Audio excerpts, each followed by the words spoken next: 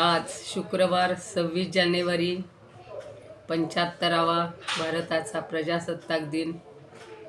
आपण या दिनादिवशी सगळ्यांना शुभेच्छा देऊया आणि आपलं भारताचं स्वातंत्र्य प्रजासत्ताक चिरंजीव राहो अशी भगवंताजवळ प्रार्थना करूया.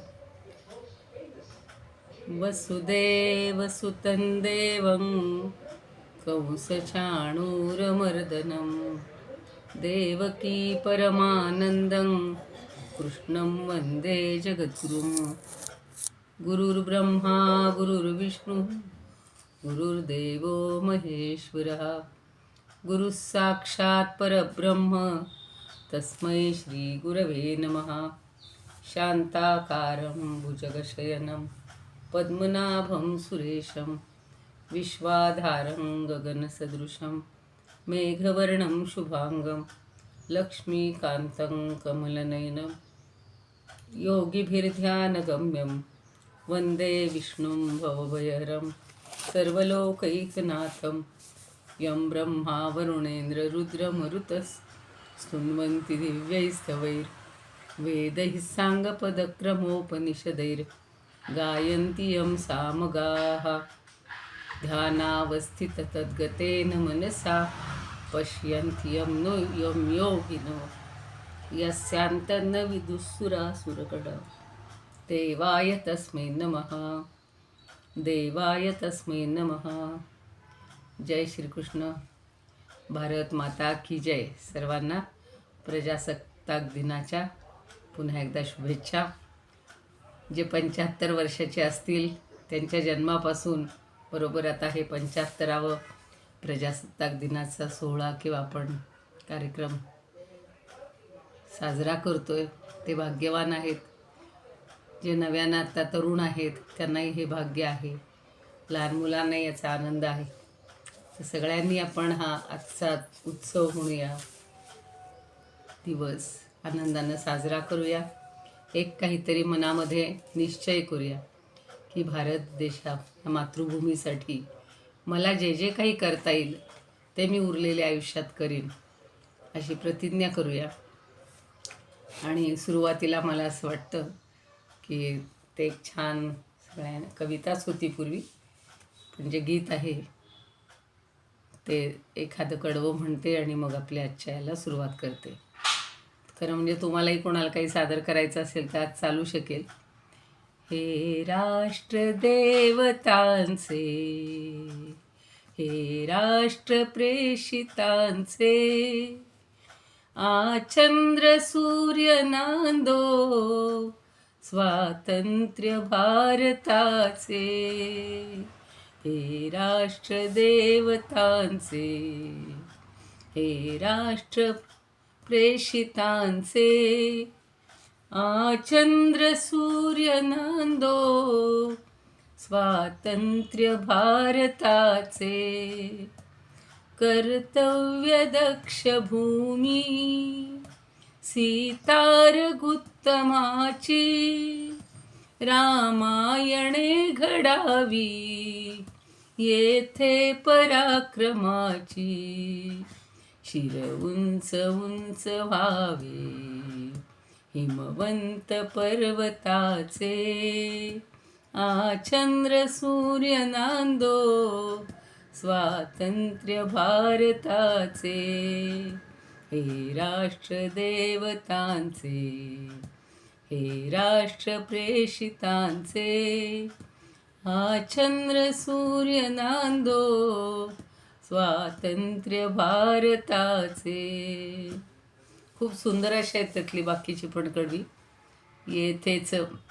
इथेच श्रीकृष्णांनी अर्जुनाला रणांगणावर उपदेश केला आणि सगळ्या चांगल्या घटना चांगले लोक आपल्या इथे झालेले आहेत. तरीसुद्धा आपल्याला बराच काळ पारतंत्र्यात काढावा लागला. पण आता जे आपल्याला मिळालेलं स्वातंत्र्य आहे, आपलं प्रजासत्ताक लोकतंत्र आहे, हे आपण सांभाळण्याचं आणि ते चांगलं जतन करण्याचं काम करूया. भगवानसुद्धा 12व्या अध्यायात 2ऱ्या श्लोकात काय म्हणतात बघा, की माझे सगळ्यात प्रिय असे भक्त कोण असतात. पहिला प्रश्न विचारला होता अर्जुनाने की जे सगुण रूपाची भक्ती करतात ते श्रेष्ठ आहेत, की अव्यक्त अक्षर अशा परब्रह्माची भक्ती करतात ते श्रेष्ठ आहेत. आता भगवान सांगतात दुसऱ्या श्लोकात, श्री भगवानुवाच मय्यावेश्य मनो ये मान नित्ययुक्ता उपासते श्रद्धया परयोपेतास ते मे युक्ततमा मताः. युक्ततम म्हणलेलं आहे, म्हणजे तम म्हणजे श्रेष्ठ, श्रद्धया म्हणजे श्रद्धेनं, परया म्हणजे अत्यंत अत्यंत श्रेष्ठ अशा श्रद्धेनं, परयोपेताः परया उपेताः उपेताः म्हणजे युक्त झालेले, छोटासा संधी आहे. परयोपेताः म्हणजे परया उपेताः ते, मे म्हणजे माझे, युक्ततम म्हणजे सर्वात श्रेष्ठ, योग्यांमधले श्रेष्ठ उत्तम योगी, मताः म्हणजे असे मान्य आहेत की असे मानले जातात. पण ते काय करतात, मय्यावेश्य, इथे छोटासा संधी आहे, मयी आवेश्य, मयी म्हणजे माझ्या ठिकाणी, आवेश्य म्हणजे काय, एकाग्र करून, मन हा आवेश्य, मनो हा शब्द आहे तो मन हा विसर्गामुळे ओ झालेला आहे. तर मन हा आवेश्य म्हणजे माझं मन एकाग्र करून, माझ्या ठिकाणीच मनाला एकाग्र करून, ये नित्ययुक्ताः जे भक्तजन निरंतर माझ्याशी ध्यान लावतात किंवा माझ्याशी युक्त झालेले असतात. 11व्या अध्यायातला शेवटचा श्लोक आपण पाहिला होता, की जे नित्य माझ्याशी युक्त झालेले असतात, उपासते म्हणजे उपासना करतात, भजतात, मला भजतात, असे मला योग्यांमधले श्रेष्ठ योगी किंवा उत्तम योगी म्हणून मान्य आहेत किंवा उत्तम योगी वाटतात. म्हणजे भगवान सांगतायत की माझ्या ठिकाणी मन लावून, मन एकाग्र करून, निरंतर माझ्याच भजनात मग्न झालेले असे भक्तजन अत्यंत श्रेष्ठ श्रद्धेने युक्त होऊन माझी म्हणजे सगुण परमेश्वराची, सगुण रूपातील परमेश्वराची भक्ती करतात, ते मला योग्यांमध्ये अत्यंत श्रेष्ठ वाटतात. म्हणजे भक्ती ही महत्त्वाची आहे आणि ती सुद्धा अनन्यसाधारण, अनन्य, दुसऱ्या कुठेही ती भक्ती हे होत नाही, विचलित होत नाही. एकट्या परमेश्वराच्या ठिकाणीच मन पूर्ण एकाग्र केलेलं असतं आणि असेच भक्त मला अतिशय प्रिय वाटतात किंवा सर्वात उत्तम योग्य वाटतात.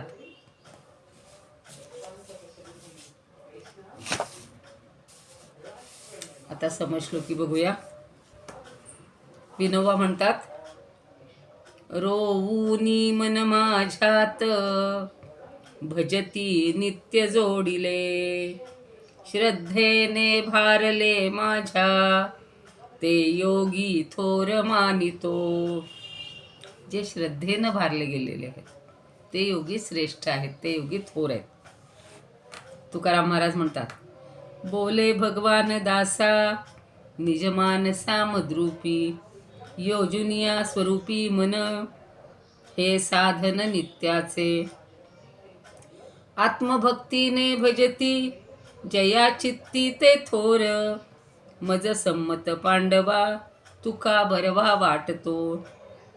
आता वामन पंडित म्हणतात, मन घालून मद्रूपी स्वरूपी नित्य योजिले भजती आत्मभक्तीने ते थोर मज संमत.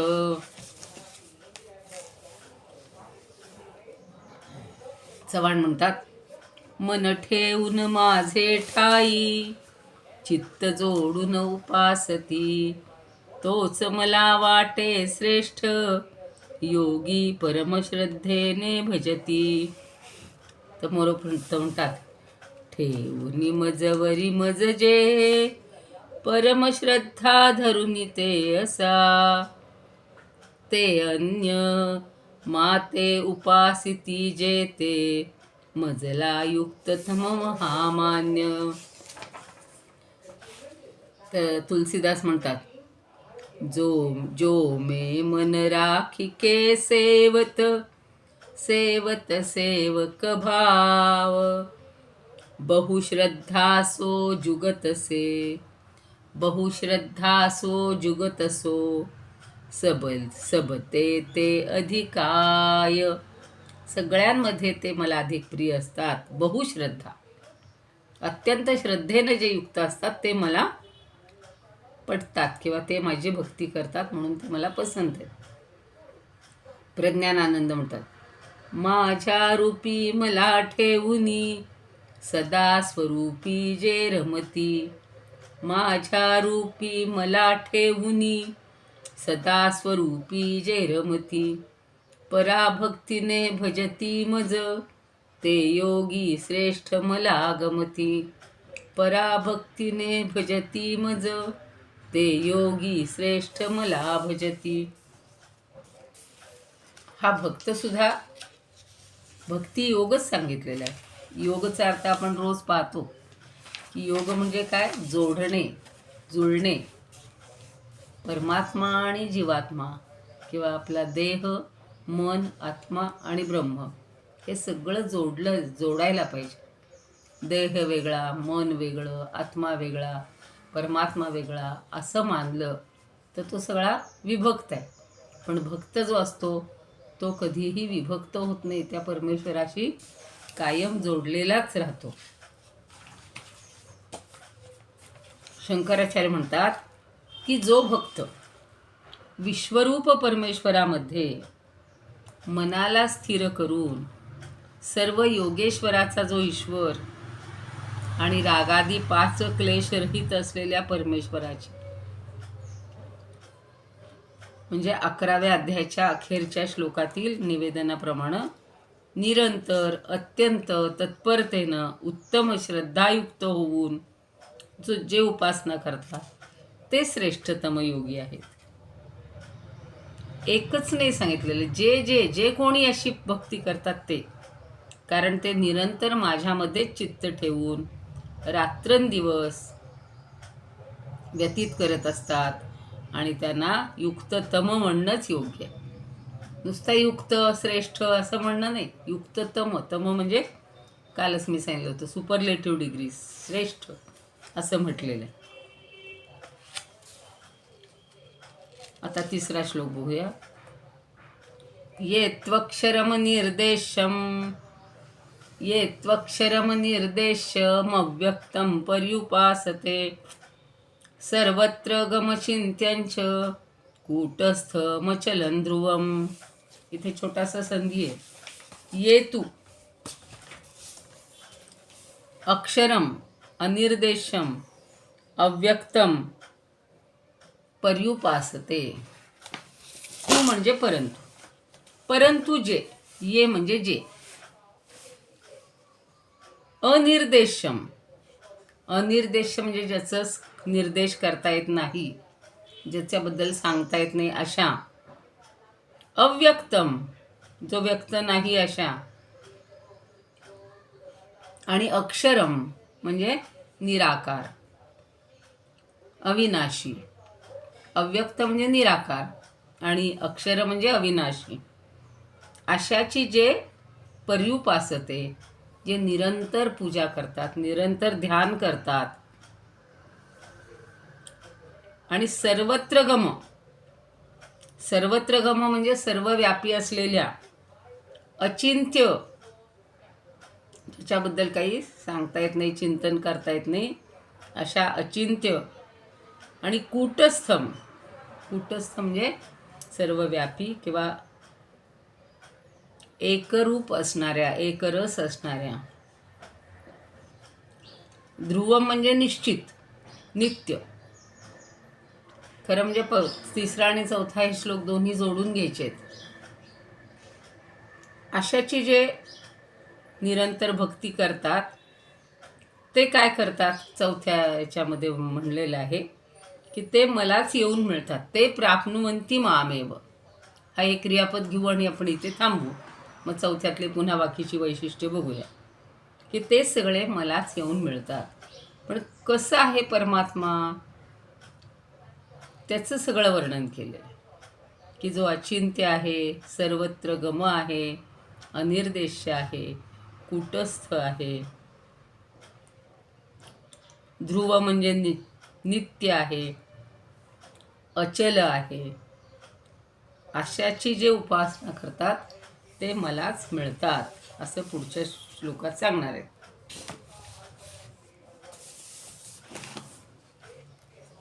परी अचिंत्य व्यक्त सर्वव्यापी खुणे विण, नित्य निश्चळ निर्लिप्त जे अक्षर उपासती.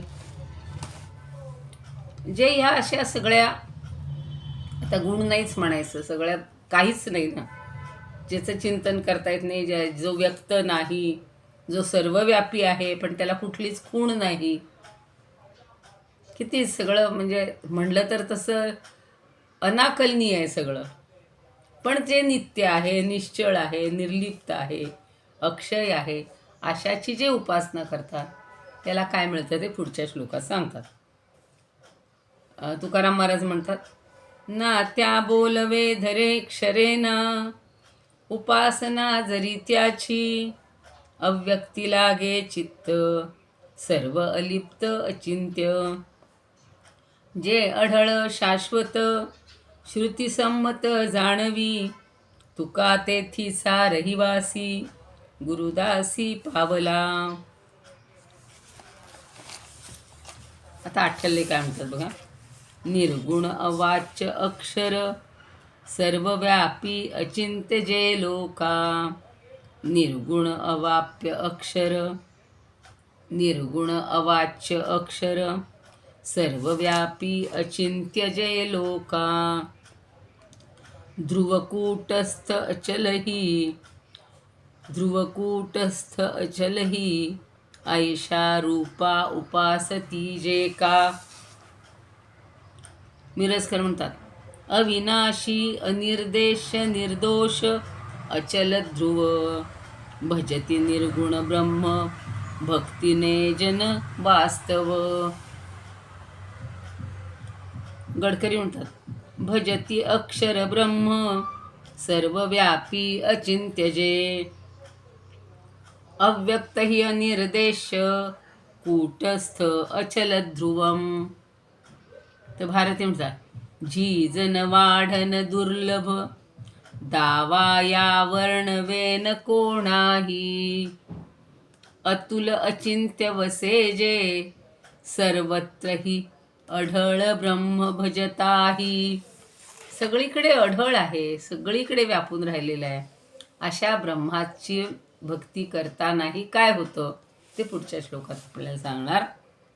आता खरं म्हणजे दिसत नाही पण आहे, कारण ते जाणवते ना. ते नाही हे कधी कळतं हो, ज्या वेळेला निश्चल देव पडतो तेव्हा, निश्चेष्ट देव पडतो. मग लक्षात येतं की याच्यात काहीतरी होतं, प्राण होतं, चेतना होती, आणि ते आता निघून गेलं. बाकी त्याचा काही उपयोगच नाही, आता एवढ्या मोठ्या देहाचा काही उपयोग नाही. ते जे काही एवढंसं असेल पण एवढं शक्ती संपन्न आहे, निर्गुण आहे, निराकार आहे, सगळं काही दिसत नाही आहे, पण तरीसुद्धा ते आहे हे जेव्हा कळतं आणि त्याची जेव्हा भक्ती करतात तेव्हा काय होतं हे पुढे नंतर सांग. शंकराचार्य म्हणतात की अविनाशी असं दाखवता येतं का हो? एकसारखी दुसरी वस्तू किंवा व्यक्ती असेल तर म्हणता येतं. ते बघा, त्या तिथे उभ्या आहेत ना, तशाच आहेत त्या, अमुक अमुक. किंवा ते बघा असेच ते दुसरे सुद्धा ते त्यांच्यासारखेच दिसतात. म्हणजे आपण हे तुलना करत असतो, पण इथं अतुलनीयच आहे तो. त्याची तुलना करता येते का कशाशी? नाही. काही दाखवता येतं का याच्यासारखे? ते नाही.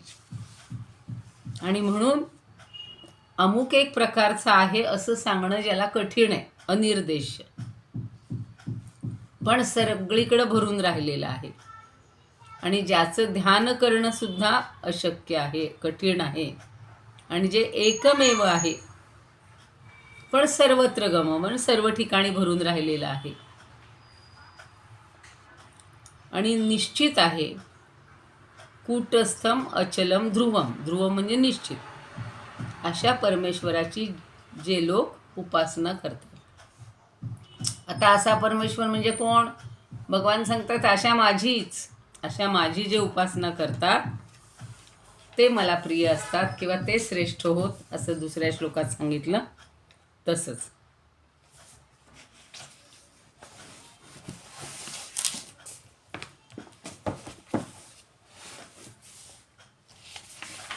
ही भक्ती एवढी श्रेष्ठ. भक्त बघा काहीही करायला तयार असतात,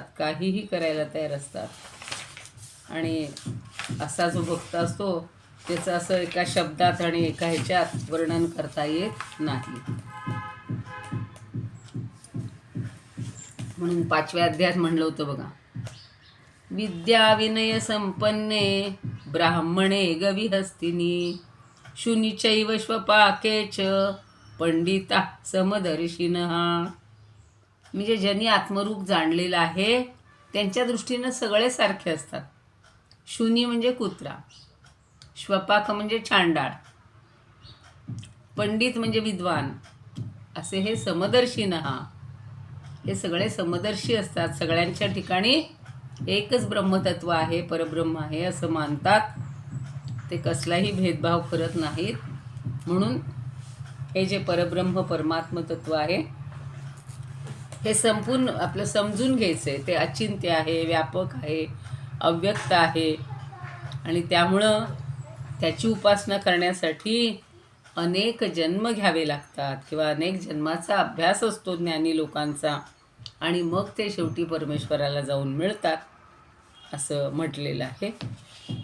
आता पुढचा श्लोक आपण बघूया.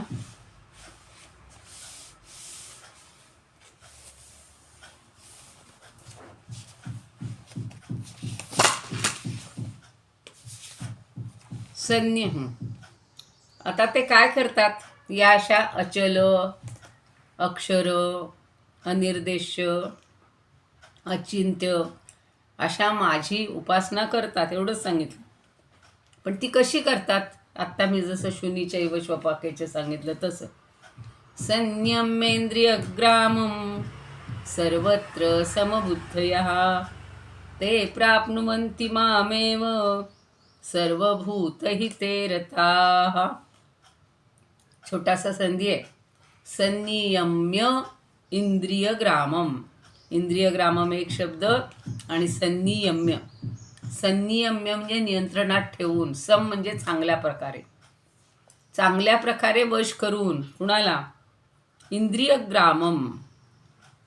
एक इंद्रिय आहे का? नाही. ग्राम म्हणजे समूह. या इंद्रियाच्या समुदायाला किंवा समूहाला चांगल्या प्रकारे नियंत्रणात ठेवून, आणि सर्वत्र समबुद्धयः, सर्वांच्या ठिकाणी समबुद्धी ठेवणं. ते प्राप्नुवन्ति मामेव, ते मला येऊन पोचतात, ते मला येऊन मिळतात. कारण ते कसे असतात?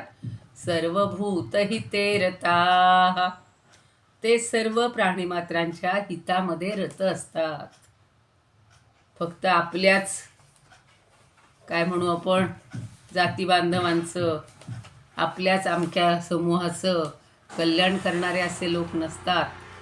सर्वभूतहिते रताः, आणि त्यामुळं त्यांचं कल्याण होतं, ते परमेश्वराला येऊन पोचतात. म्हणून सर्वत्र ते प्राप्नुवन्ति मामेव, ते सगळ्यात महत्त्वाचं. ते मलाच येऊन प्राप्त करतात किंवा मलाच प्राप्त करून घेतात.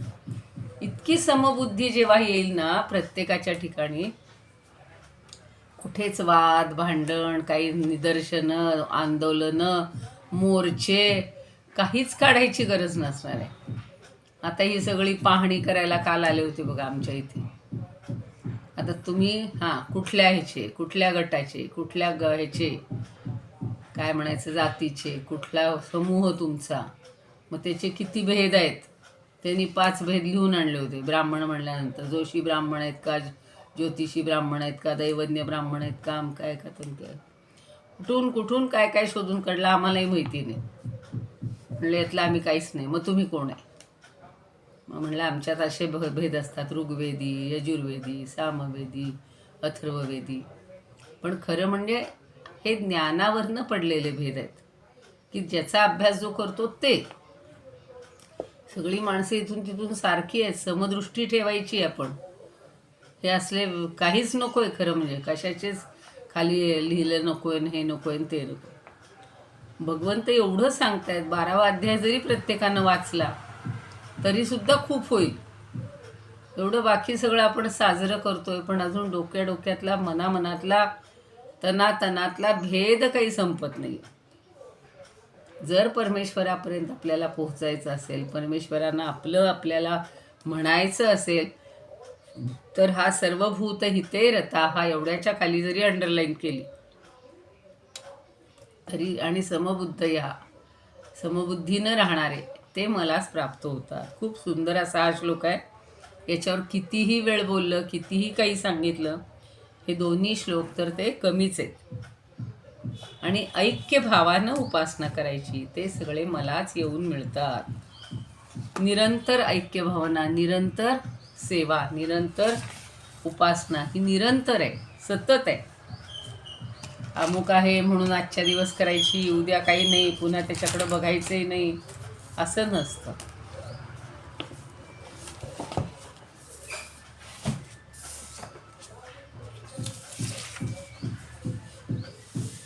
समश्लोकी बघूया. रोदिती इंद्रिये पूर्ण सर्वत्र समजाणुनी, माझ्याकडे चिते येती ज्ञानी विश्वहिती रत. विश्वाच्या हितामध्ये रत. सगळे संत बघा, त्यांनी फक्त स्वतःच्या समाजाचा, स्वतःच्या गावाचा, स्वतःच्या जातीचा नाही उद्धार केला, सर्व विश्वातल्या सर्वांसाठी. म्हणून आता विश्वात्मके देवे येणे वाग्यज्ञे तोषावे, तोषोनी मज द्यावे पसाय दान. हे ज्ञानदेव म्हणतात. 7-8 वर्षाचा रामदास नारायण कुठंतरी वर जाऊन बसतो गर्दीमध्ये, याच्या शांत ठिकाणी, आणि आई शोधते कुठं आहे. तर हा ध्यान लावून बसलेला, आई तिथं बघायला जाते, विचारते काय रे करतोयस. म्हणतो चिंता करीतो विश्वाची. जे विश्वाची चिंता करणारे, म्हणून त्यांना रामराय भेटले, म्हणून यांना भगवंत भेटले, विठुराया भेटले. जो जन ज्याची ज्या रूपात उपासना केली ते त्यांना भेटलेले. इंद्रिया ते आटोपुनी स्वात्मज्ञानी हो चोख जो, समबुद्धीने सर्वत्र नेणे क्षुद्र उत्तम. जे हो मातेच पावती क्रियाशक्ती सहित, तुका जैसा सर्वाभूती रतहिती निर्मळ. अहो, त्या तुकारामानं सुद्धा किती हो त्रास दिलाय, किती प्रकारे तुकाराम काय, ज्ञानदेव काय, चोखोबा प्रत्येकाला छळलं अक्षरशः समाजाने, पण तरी सुद्धा ते सगळ्या लोकांच्या हितामध्ये रत होते.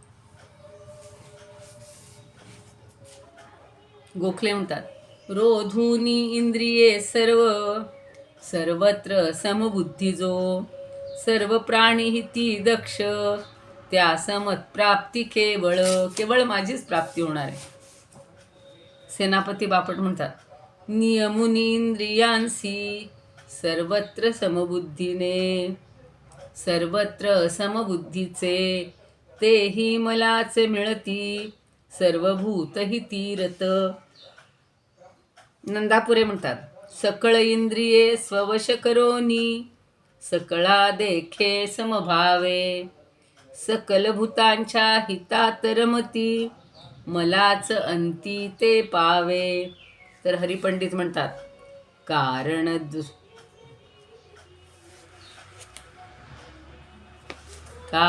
वृंद अधीन जया असे, स्थिरचरी परतत्व समुल्लसे, सकळ भूत हिती रत ते असे, मजतया व्यवधान कदा नसे. सकळ भूत हिती रत ते असे, तेच सगळ्यांनी सांगितलं.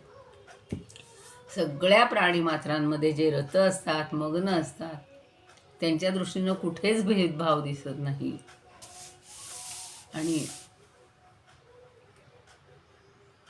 ते मलाच येऊन मिळतात, मलाच प्राप्त होतात.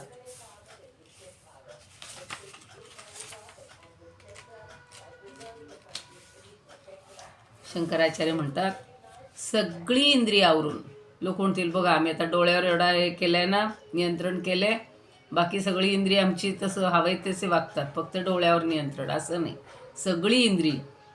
सगळी इंद्रियावरून धरून सदा सर्व काळ इष्ट आणि अनिष्ट प्राप्तीमुळे ज्याच्या बुद्धीमध्ये चलबिचल होत नाही. काल बघा एका दादांनी उदाहरण सांगितलं होतं की आपल्याला आनंद कधी होतो. काल मी मुलांना संस्कृत संभाषण शिकवत होते, तर सगळे म्हणे आम्हाला प्रत्येकाला गुलाबजाम आवडतो. मग ज्याला जे पाहिजे ते दिलं समजा, तर त्याची तृप्ती होते का? आज खाल्लं तरी उद्या पुन्हा दुःख आहेच, आज नाही मिळालं म्हणून दुःख आहे. पण ह्यांच्या बुद्धीमध्ये कसं आहे की इष्ट ते मिळालं आणि अनिष्टही मिळालं तरी त्यांच्या बुद्धीत चलबिचल होत नाही, ती समबुद्धीच राहते. आणि अशी समबुद्धी असणारे जे भक्त आहेत ते सगळ्या प्राणीमात्रांच्या कल्याणासाठी तत्पर असतात आणि माझी प्राप्ती करून घेतात. अशा अविनाशी परमात्म्याच्या उपासकांच्या संबंधात ते मला प्राप्त होतात. अशा विषयाबद्दल सांगतायत ज्ञानदेव. असं म्हणतायत नाही भगवद्गीतेत, ज्ञानी त्वात्मैव मे मतम 7व्या अध्यायात म्हणले की ज्ञानी पुरुष हा माझा आत्मा आहे. आणि असं पहिल्यांदा सांगून झाले, भगवत स्वरूप सांगितले.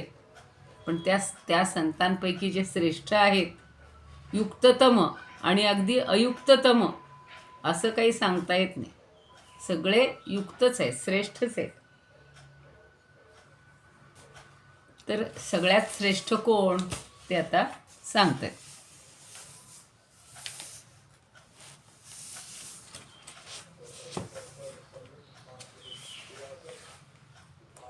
आता आपल्याला 2 प्रकारच्या उपासना पाहिजेत. त्यातली दुसरी सगुण उपासना चाललेली.